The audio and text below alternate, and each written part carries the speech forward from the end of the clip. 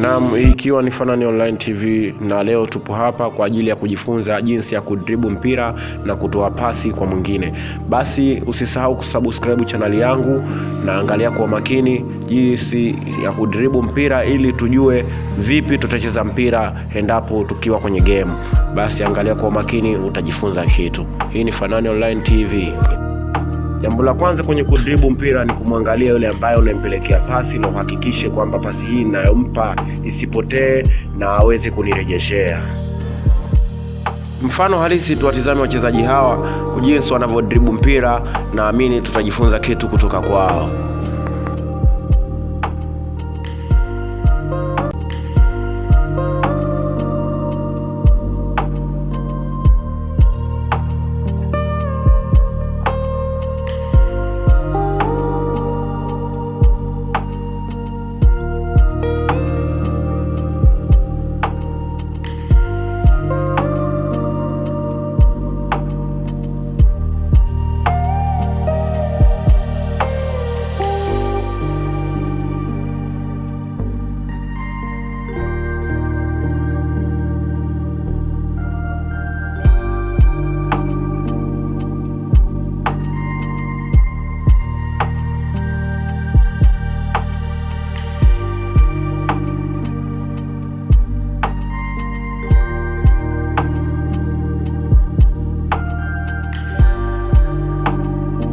Nadhani umeona jinsi ya kudribble mpira kutoka kwa wachezaji hawa.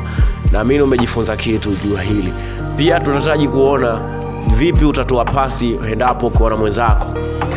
Na basi tutizame tukio namba 2 ili tuone jinsi ya kutoa pasi.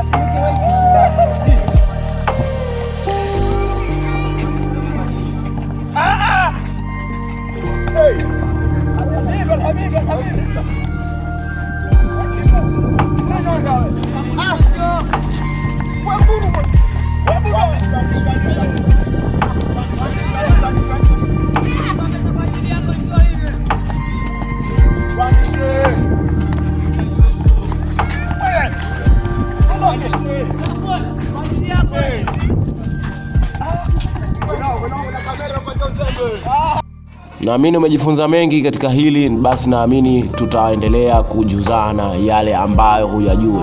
Basi usisahau kusubscribe channel yangu Fanani Online TV, na tutakuwa pamoja bega kwa bega. Ciao.